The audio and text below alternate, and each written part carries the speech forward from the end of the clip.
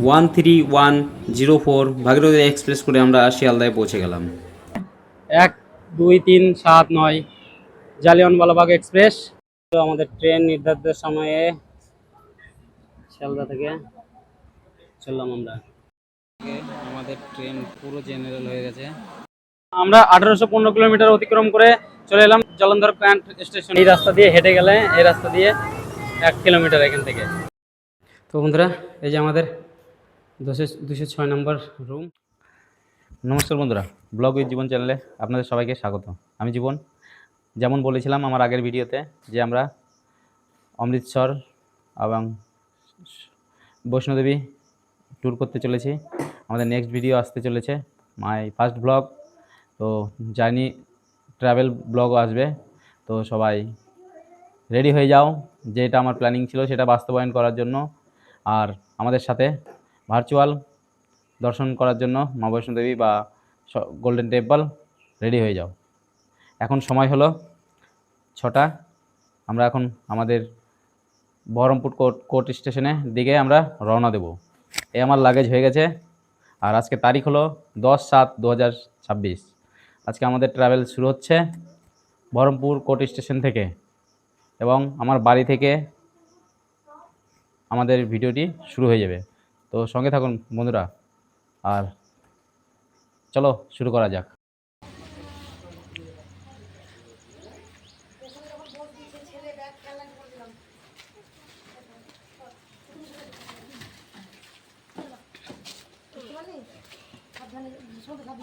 তো বন্ধুরা, আমরা এখন টোটোতে চেপে বসলাম এবং চললাম ভাগীরথী নদীর উপর দিয়ে তৈরি বহরমপুর ব্রিজ বা রামেন্দ্র সুন্দর ত্রিবেদী ব্রিজটির উপর দিয়ে আমরা বহরমপুর কোর্ট স্টেশনের দিকে চললাম।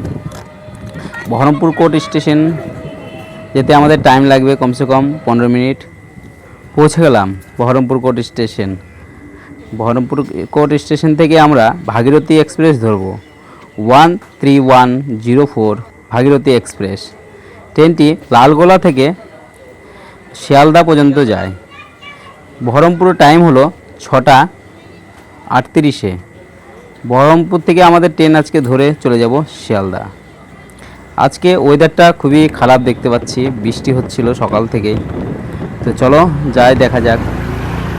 এখন আমরা আছি পলাশীতে, ভীষণ পরিমাণে বৃষ্টি হচ্ছে বন্ধুরা। পলাশীতে এত বৃষ্টি হলো যে আমাদের ট্রেন দাঁড়িয়ে গেল কিছুক্ষণ। চলো আগে দেখা যাক কি হয়। আমাদের ট্রেনের নির্ধারিত টাইম থেকে 1 ঘন্টা লেটে পৌঁছালো, 1 ঘন্টা 15 মিনিট লেটে পৌঁছালো শিয়ালদা স্টেশন। শিয়ালদা থেকে আমরা এখন জালিয়ানওয়ালাবাগ ট্রেনটি ধরবো। তার আগে আমরা কিছু খাওয়া দাওয়া করবো। খাওয়া দাওয়া করার জন্য আমরা চলে যাব একটি হোটেলে। সেখান থেকে খাওয়া দাওয়া করে একদম আমাদেরকে স্টেশন প্ল্যাটফর্ম নাম্বার 12-তে নামিয়েছে। তো 12 নম্বর থেকে আমাদের জালিয়ানওয়ালাবাগ এক্সপ্রেস আসবে, সেখান থেকেই আমরা ট্রেনটি ধরবো। বন্ধুরা সঙ্গে থাকো, দেখি কি খাওয়া দাওয়া করা যায়। এখন প্ল্যাটফর্ম থেকে বেরোয় শিয়ালদা স্টেশনে। এখন প্রচুর বৃষ্টি হচ্ছে, প্রচুর পরিমাণে বৃষ্টি হচ্ছে। তো বাইরে কি করে যাব, খাবার আনবো বুঝতে পারছি না। দেখা যাক কি করা যায়। খাবার আনতে যাচ্ছি, দেখতে থাকো। এই আমার পিছনে দাঁড়িয়ে আছে 12379 জালিয়ানওয়ালাবাগ এক্সপ্রেস। এখন আমরা এই ট্রেনটিতে চেপে যাব। আমরা এখনও রেডি হইনি চাপার জন্য, কারণ আমরা এখন খাওয়া দাওয়া করে নিচ্ছি। এখান থেকে খাওয়া দাওয়া করে আমরা এখন চলে যাব ট্রেনের মধ্যে। ট্রেনের ভিতর গিয়ে আপনি নিজের সিটিংয়ে বসে যাব। এই ট্রেনটি শিয়ালদা থেকে 16টি এবং 17 নম্বর স্টপেজ হলো অমৃতসর। অমৃতসরে কালকে 3:50-এ পৌঁছাবে এবং টাইম লাগবে 26 ঘন্টা 40 মিনিট। তো আমাদের ট্রেন নির্ধারিত সময়ে শিয়ালদা থেকে চললাম আমরা। বন্ধুরা চলে আসলাম আমরা বরানগর। 266 কিলোমিটার অতিক্রম করে আমরা চলে আসলাম ধনবাদ জংশন। ধনবাদ জংশনে 9টি প্ল্যাটফর্ম আছে এবং 11টি ট্রাক আছে। আমরা চলে এলাম এখন। এখানে কমসে কম দিনে 100টি ট্রেন চলাচল করে এবং 1 লাখেরও বেশি যাত্রী যাতায়াত করে। চলে এলাম বন্ধুরা 1, 2, 3, 7, 9 জালিয়ানওয়ালাবাগ এক্সপ্রেসের স্লিপার ক্লাস S1 এর অবস্থা। জেনারেল কোচও ফেল, বাথরুমে যাওয়ার মতো অবস্থা নাই, বাথরুমও যাওয়া যাবে না, এরকম অবস্থা। এখনকার প্রত্যেকটা ট্রেনের স্লিপার ক্লাস মানে জেনারেল যেমন ভিড় সেই রকমই তোমার স্লিপার ক্লাসেও এরকম ভিড় থাকে, এরকম সব শুয়ে আছে। বাথরুম কি করে যাওয়া বলো, এতগুলোকে পাহাড় টপকে যেতে হবে। যদি স্লিপার ক্লাসে আসো এরকম অভিজ্ঞতা রাখতে হবে। নমস্কার বন্ধুরা, গুড মর্নিং। হয়ে গেল সকাল, আজকে 11 তারিখ, ডে 2। এখন আমরা আর কিছুক্ষণ পর দিল্লি পৌঁছে যাব। সময় হলো 6:30, প্রায় 9টা 9:30টার দিকে আমরা চলে আসবো, দিল্লি চলে যাব। দিল্লিতে ঢুকবো 9টা 9:30টার দিকে। তো আমাদের কোচের অবস্থা খুবই খারাপ, দেখতেই পাচ্ছ এরকম অবস্থা কোচের, এরকম অবস্থা।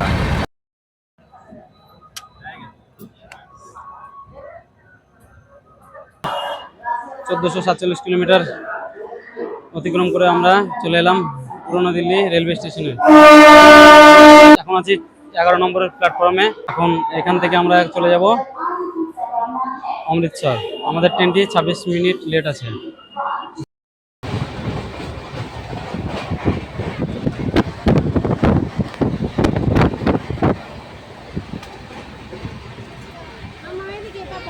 বাবা বাবা, থ্যাংক ইউ। 1644 কিলোমিটার অতিক্রম করে আমাদের ট্রেনটি পৌঁছে গেল আম্বালা ক্যান্ট রেলওয়ে স্টেশন। এখন আমাদের ট্রেনটি দাঁড়িয়ে আছে 7 নম্বর প্ল্যাটফর্মে। এই আম্বালা ক্যান্ট রেলওয়ে স্টেশনে 8টি প্ল্যাটফর্ম এবং 10টি রেলওয়ে ট্র্যাক আছে। আমরা 1815 কিলোমিটার অতিক্রম করে চলে এলাম জলন্ধর ক্যান্ট স্টেশনে। এখানে আমাদের প্ল্যাটফর্ম নাম্বার 1-এ ট্রেন দাঁড়িয়েছে, তবে এখানে কিন্তু দাঁড়ানোর কথা না, তবু দাঁড়িয়ে গেছে। 1 ঘন্টা 32 মিনিট লেট চলছে আমাদের ট্রেন। বোধহয় 5টা 5:30 বেজে যাবে আমাদের অমৃতসর পৌঁছাতে। নমস্কার বন্ধুরা, আমরা 1894 কিলোমিটার অতিক্রম করে আমরা চলে এলাম অমৃতসর স্টেশন জংশনে। এখান থেকে আমরা এখন আমাদের এই লাগেজ নিয়ে আমরা পৌঁছে যাব আমাদের হোটেলে। এখান থেকে আমরা কি করব, কোথায় যাব, কি খাবো, সব কিছু আপনাদেরকে দেখাবো। আমরা এই মুহূর্তে আমাদের পৌঁছালাম অমৃতসর স্টেশনে, আর আমাদের ট্রেন ছিল 1.5 ঘন্টা লেট, 1 ঘন্টা 30 মিনিট লেট চলছিল। খুবই কষ্টকর জার্নি হয়েছে, খুবই খারাপ জার্নি হয়েছে, আপনাদের কাছে শেয়ার করব সব রকমই চাই। আর একটা কথাই, ছোট্ট একটা ইনফরমেশন বলি বন্ধুরা, আমাদের এখন ট্রেনটি আছে 7 নম্বরে লাগিয়েছে, তো আমরা 8 নম্বর দিয়ে পিছন গেট দিয়ে বেরিয়ে যাব, কারণ আমরা সামনে দিয়ে যাব না। সামনে দিয়ে অটো বা টোটো যদি আমরা ভাড়া করি টাকাটা বেশি লাগে, বেশি পয়সা খরচা হয়, ওখান থেকে বেশি চাই। আর যদি এখান থেকে আমরা এই পিছন দিয়ে যাই অল্প টাকাতে হয়ে যায়। দেখবে অনেক টোটোওয়ালারা দাঁড়িয়ে থাকে এখানে, ওইখান থেকেই আমরা বেরাই, প্রত্যেকবারে যখন এসে ওইখান থেকে বেরাই। আর একটা ছোটো ইনফরমেশন, যে গুরুদুয়ারার একটি ফ্রি বাস সেবা আছে, যেটা সামনের মেন গেট দিয়ে 1 নম্বর গেট দিয়ে বেরিয়ে সামনে একটা হলুদ রঙের একটা বাস আছে, সেই বাসে ফ্রিতে নিয়ে যাওয়া যায়। যদি আপনাদের কাছে অল্প কিছু লাগেজ থাকে তাহলে ওইটা নিয়ে আপনারা ওইখানে চলে যেতে পারবেন ফ্রিতে। বাসে উঠে আপনারা ফ্রিতে গোল্ডেন টেম্পলে যেতে পারবেন। 10 মিনিট পর পর একটা করে বাস আছে। এই যে অমৃতসর স্টেশন, এবার আমরা চলবো এই ফ্লাওয়ার দিয়ে। এদিকে যাব না, এটা 1 নম্বর, এদিকে হলো 8 নম্বর দিয়ে, এটা দিয়ে পিছন দিকটা দিয়ে বেরিয়ে যাব। বাস, চলো বন্ধুরা চলে যাই।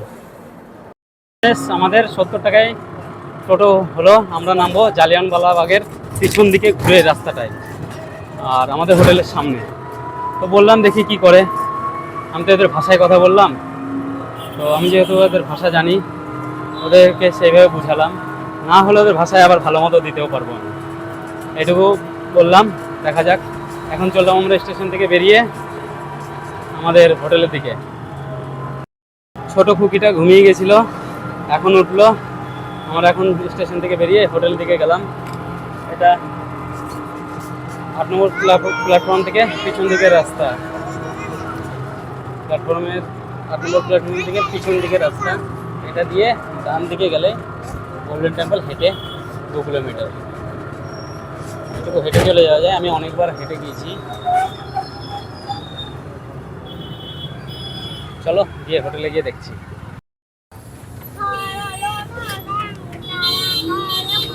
এই রাস্তা দিয়ে হেঁটে গেলে, এই রাস্তা দিয়ে 1 কিলোমিটার এখান থেকে।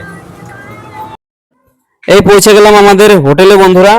এই যে আমাদের হোটেল আশা গেস্ট হাউস। হোটেলটির লোকেশন হলো স্বর্ণ মন্দিরের লঙ্গর হলের থেকে পিছনের দিকে, ও 100 মিটারের মধ্যে। তো খুবই সুন্দর। তো বন্ধুরা, এই যে আমাদের 206 নম্বর রুম। তো মোটামুটি দেখতেই পাচ্ছ, লাক্সারি রুম না, মোটামুটি ভালো রুম। এদিকে টাইল লাগানো আছে ওয়াল দিয়ে, আর এদিকে বাথরুম। তো ভাই এরকম কোনো রকম অত হাইফাই না, এইদিকে এরকম আছে ব্যাস। এই রুমটির ভাড়া পড়লো আমাদের 650 টাকা এসি রুম, এবং নন এসি নিতে গেলে 450 থেকে 500-র মধ্যে নন এসি পাওয়া যায়। খুবই কম বাজেটের চিপ হোটেল এটি, এবং এর উপরে 3 তলার উপরে জামা কাপড় কেচে শুকানোর মতো ব্যবস্থা আছে, জায়গা আছে। চলো এবার দেখায় তোমাদেরকে উপরে অবস্থাটা কি। এরকম বৃষ্টি হচ্ছে এখন, বর্তমানে খুব বৃষ্টি হচ্ছে। বৃষ্টির আগে আমাদের জামা কাপড় শুকাতে দিয়েছিলাম, একদম শুকিয়ে গেছে। তো এরপর নেক্সট ভিডিওতে তোমাদেরকে দেখাবো বন্ধুরা স্বর্ণ মন্দিরে আমরা কি করে ঘুরলাম। স্বর্ণ মন্দিরে ঘোরা পুরো ভিডিও দেখাবো। স্বর্ণ মন্দিরে রাত্রের সিন কেমন লাগে, কেমন ভালো লাগছে, কেমন বলবে আমাদের নেক্সট ভিডিওতে। চলে এসো বন্ধুরা পার্ট 2-এ। এই সাইডটা যেটা দেখতে পাচ্ছ, সামনে যে মূল মন্দিরটি বন্ধুরা, পুরো যে স্বর্ণ মন্দির চত্বরটি পুরো শহর থেকে কমসে কম 10 থেকে 15 ফুট নিচে অবস্থিত। কারণ 1577 সালে চতুর্থ শিখ গুরু রামদাস এই মন্দিরের ভেতরের যে সরোবরটি আছে, পবিত্র সরোবর, অমৃত সরোবর বা পবিত্র জলাশয়টি আছে, এটির খনন কার্য শুরু করেন এবং এই অমৃতসর শহরটির ভিত্তি স্থাপন করেন। চা দিল, দেখি খেয়ে কেমন। বাহ বাহ বাহ, দেখা